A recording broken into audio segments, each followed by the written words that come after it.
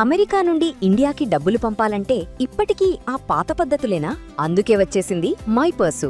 Download now. మీ WhatsApp మీ కొంప ముంచబోతుందా? జాగ్రత్తగా పరిశీలించకపోయినా లేదా అజాగ్రత్తగా ఉన్నా మీ వాట్సాప్ నుంచే కీలకమైనటువంటి డేటా చౌర్యం జరగడానికి అవకాశం ఉందా? ఇప్పుడు అందరినీ బెంబేలెత్తిస్తున్నటువంటి ఒక స్కామ్ గురించి డిస్కస్ చేద్దాం. మనతో పాటు సైబర్ ఎక్స్పర్ట్ విశ్వనాథ్ గారు ఉన్నారు. విశ్వనాథ్ గారు నమస్తే. వాట్సాప్ అనేది చాలా వెరీ కామన్ అయిపోయింది. మామూలుగా మెసేజెస్ అనేవి మొత్తం అవుట్డేటెడ్, అది అసలు దాని జోలికే పోవట్లే. అందరూ వాట్సాప్ నుంచే మాట్లాడుతున్నారు. ఇప్పుడు వాట్సాప్లో రకరకాల స్కాములు జరుగుతున్నాయి. సో దీని నుంచి ఎలా బయటపడాలి, అసలు వాట్సాప్ని ఎలా వాడాలి?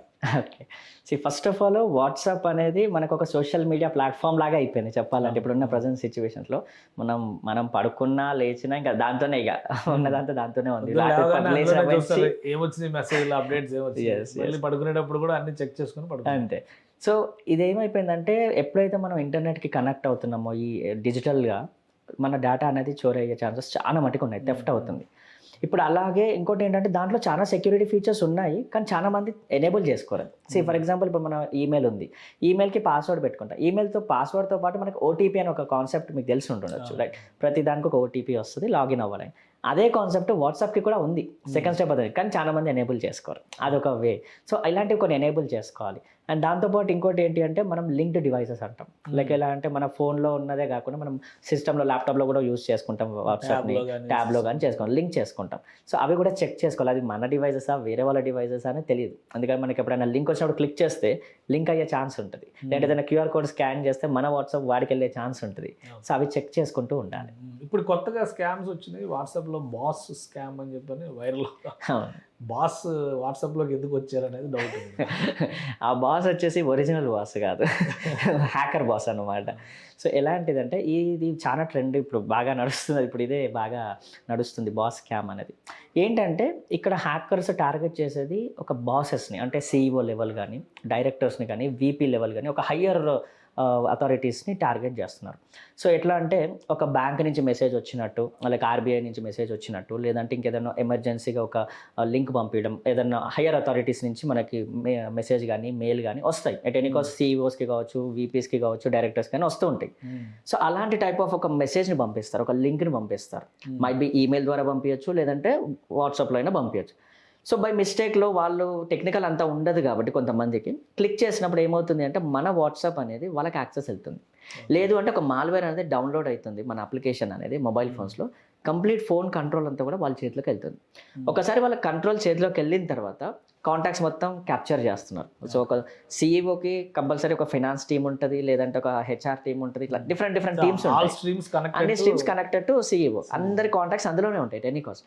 So they will find out the contacts అనమాట. అంటే ఎవరైతే ఫినాన్స్ టీమ్కి బాగా కనెక్టెడ్ ఉన్నారో సో వాళ్ళ నెంబర్కి ఇతను మెసేజ్ పెట్టినట్టు వెళ్తుంది, అంటే ఒక బాస్ మెసేజ్ పెట్టినట్టు వెళ్తుంది. ఎలా అంటే లైక్ నేను మీటింగ్లో ఉన్నాను, ఎమర్జెన్సీ ఉంది, సో నాకు ఇంత అమౌంట్ పంపించండి, ఈ నెంబర్కి పంపించండి, don't call me, I mean meeting అంటారు. ఒక సీఈఓ దగ్గర నుంచి మెసేజ్ వచ్చినప్పుడు we won't disturb it. First thing disturb చేయకూడదని ఒకటి ఉంటుంది. ఓ మీటింగ్లో ఉన్నారు కదా, సరే ఎమర్జెన్సీ ఉంది, సరే ఫండ్ అయితే పంపిద్దాం, తర్వాత సంగతి మళ్ళీ మాట్లాడదాంలే అని చెప్పేసి. అలా ఒక బాస్ దగ్గర నుంచి మెసేజ్ రావడం అనేది ఇది. అంటే ఒక ఇంపర్సనేషన్ చేస్తున్నారు. ఒక పర్సన్ యొక్క ఐడెంటిటీని తీసుకొని దే ఆర్ ఫేకింగ్, అంటే వేరే వాళ్ళకి పంపిస్తున్నప్పుడు వాళ్ళు నిజమైన నమ్మి డబ్బులు పంపిస్తున్నారు. ఇది జరుగుతున్న స్కామ్. ఇదొక వే ఫినాన్షియల్లో. లేదు ఇంకా కొన్ని ఎలా అవుతున్నాయి అంటే డిజిటల్గా చేస్తున్నారు. ఎలా అంటే గిఫ్ట్ కార్డ్స్ కొనమంటున్నారు. గిఫ్ట్ కార్డ్ స్కామ్స్ కూడా బాగా జరుగుతున్నాయి. సో డబ్బులు మనీ డైరెక్ట్ పంపించకుండా ఏదో అమెజాన్ గిఫ్ట్ వచ్చేసో లేదా గిఫ్ట్ కార్డ్స్ కొనేసి అక్కడ నుంచి అమౌంట్ కూడా విత్డ్రాల్ చేసుకోవడానికి కూడా ఛాన్సెస్ ఉన్నాయి. సో ఇలాంటి స్కామ్ అయితే ఇప్పుడు ప్రెసెంట్గా జరుగుతుంది. అంటే హైదరాబాద్లో కూడా రీసెంట్గా ఈ బాస్ స్కామ్ తరహాలోనే ఒక ఇన్సిడెంట్ జరిగింది, పోలీస్ కేసు కూడా ఫైల్ అయింది. ఎంతవరకు అలర్ట్గా ఉండాలి, మనం ఎక్కడ మిస్టేక్ చేస్తున్నాం, ఏం జరగడం వల్ల అవతల వాళ్ళకి ఆప్షన్ వస్తుంది? ఇక్కడ ఇది ఏంటంటే మనకు ఒక మెసేజ్ రాగానే ఫస్ట్ థింగ్ బాస్ దగ్గర నుంచి మెసేజ్ రాగానే మనకు ఒక స్టార్ట్ అవుతుంది లోపల, అరే బాస్ దగ్గర నుంచి మెసేజ్ వచ్చింది, వెంటనే మనం పంపించాలి. కన్ఫర్మేషన్ తీసుకోవట్లేదు ఇక్కడ. మెసేజ్ అనేది ఒక ఐడి, పర్టికులర్గా వాళ్ళ ఫోటో డీపీ పెట్టుకొని వాళ్ళ నెంబర్ వచ్చింది అంటే వాళ్ళే అని నమ్మలేము ఇప్పుడున్న సిచ్యువేషన్లో. ఫర్ ఎగ్జాంపుల్ మీ దగ్గర నుంచి నాకు మెసేజ్ వస్తే ఒక ఐడెంటిటీ ఏంటి అంటే మీ ఫోన్ నెంబరే, నార్మల్గా చూసి ఒక డీపీ చూసి ఫోన్ నెంబర్ చూసి ఓకే మన సార్దే కదా అనుకుంటాం. కానీ ఇప్పుడు ఆ సిచ్యువేషన్లో లేం మనం. మళ్ళీ ఫోన్ చేసి కనుక్కోవాలి. ఎందుకంటే ఫినాన్షియల్ మ్యాటర్ వచ్చినప్పుడు వెంటనే రెస్పాండ్ అవ్వకండి. ఫస్ట్ ఫోన్ చేసి కనుక్కోవాలి.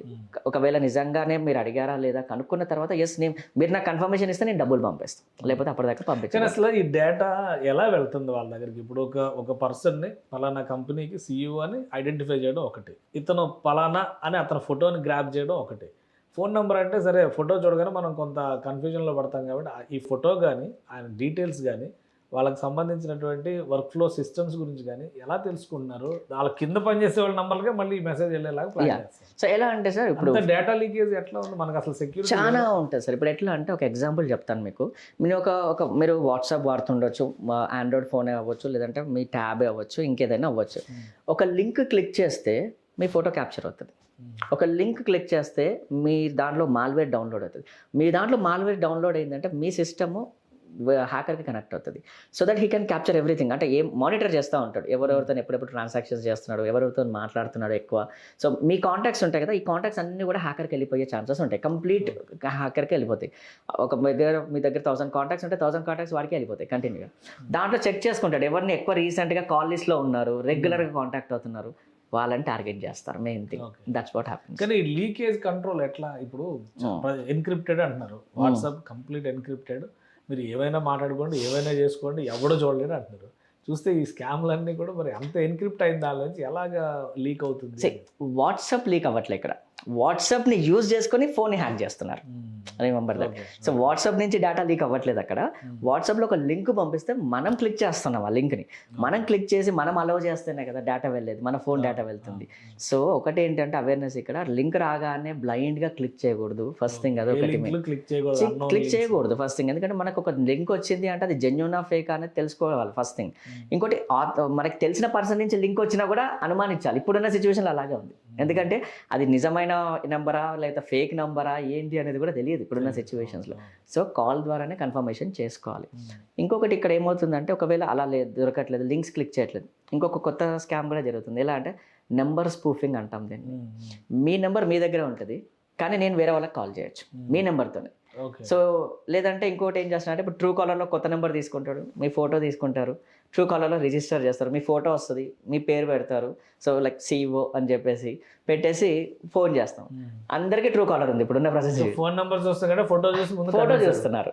That's what. సో అంటే మేబీ CEOది కొత్త నెంబర్ ఏమో అనుకుంటాం. That's what happens. అదే ఫోటో కనిపిస్తుంది, CEO పేరు వస్తుంది, కానీ నెంబర్ వేరే ఉంటుంది. సో ఇలాంటి స్కామ్స్ కూడా జరుగుతుంది. అందుకే ట్రూ కాలర్ని కూడా కంప్లీట్గా నమ్మలేము. ఎందుకంటే నేను రిజిస్టర్ చేసుకుంటే అదే నెంబర్ అందరికీ చూపిస్తుంది. అది సో ఇట్లాంటి వాటిని ముందు అసలు ఈ డేటా లీకేజ్ అయిన వాటిని లేదా వాట్సాప్ నుంచి వచ్చినటువంటి మెసేజెస్ని, దాని ద్వారా జరిగిన స్కాముల్ని రిట్రీవ్ చేసిన సందర్భాలు కానీ కంట్రోల్ చేసిన అవకాశాలు కానీ ఉన్నాయా? కొంతవరకు కంట్రోల్ చేయొచ్చు సార్. ఎట్లా అంటే అవేర్నెస్ ఒకటే. ఎంత చెప్పినా ఇప్పుడు మన దాంట్లో యాంటీవైరస్ జరిగిపోతే అట్లీస్ట్ వాళ్ళు పట్టుకోవడానికి ట్రేస్ చేయడానికి కొంతవరకు స్కోప్ ఉంది సార్, కొంతవరకు స్కోప్ ఉంది. కాకపోతే కంప్లీట్గా అని చెప్పలేము. ఇప్పుడు ఎగ్జాంపుల్ చెప్తాను. గిఫ్ట్ కార్డ్స్ కొన్నారు, ట్రేసింగ్ తక్కువ. ఎందుకంటే గిఫ్ట్ కార్డ్ ఎక్కడో కొంటారు, అది ఎక్కడో రెడీమ్ చేసుకుంటారు, క్లోజ్, అది ఉండదు. కానీ ఇప్పుడు బ్యాంక్ ట్రాన్స్ఫర్స్ అయ్యారనుకోండి, బ్యాంక్ ట్రాన్స్ఫర్ ద్వారా ఎక్కడ ట్రాన్స్ఫర్ అయ్యింది, ఏ అకౌంట్, ఎవరి అకౌంట్, అది ఒకవేళ మ్యూల్ అకౌంట్స్ అంటారు. మ్యూల్ అకౌంట్స్ అంటే వాళ్ళ ఒరిజినల్ అకౌంట్స్ కాకుండా ఫేక్ అకౌంట్స్ తీసుకుంటారు కొంతమందివి. అక్కడి నుంచి కూడా మనం ట్రాక్ చేసే ఛాన్సెస్ కొంతవరకు ఉన్నాయి. సో కాకపోతే ఏంటంటే కొంచెం టైం టేకెన్ ప్రాసెస్ ఉంటుంది అలా. ఎందుకంటే కొన్ని సెట్ ఆఫ్ రూల్స్ ఉంటాయి. చేయి జారిందంటే జారినట్టే. కాకపోతే ఏంటంటే ఖచ్చితంగా 100% వస్తుందని గ్యారంటీ లేదు. అంటే ఇప్పుడు Hyderabad most powerful cyber security విషయంలో మన పోలీసులు బెస్ట్ అని చెప్పి అనుకుంటున్నాం కదా. సో మనకు కూడా సేఫ్టీ లేదు. సైబర్ సెక్యూరిటీలో ఎప్పుడు 100% గ్యారంటీ ఇవ్వలేరు sir. That's the main thing. ఎందుకంటే మనం జాగ్రత్తగా ఉంటాం. ఈ రోజు వరకు మనం సెక్యూర్ ఉండొచ్చు, బట్ రేపు ఏదో కొత్త టెక్నిక్ వస్తే బైపాస్ అయ్యే ఛాన్సెస్ ఉన్నాయి అన్నిటివి.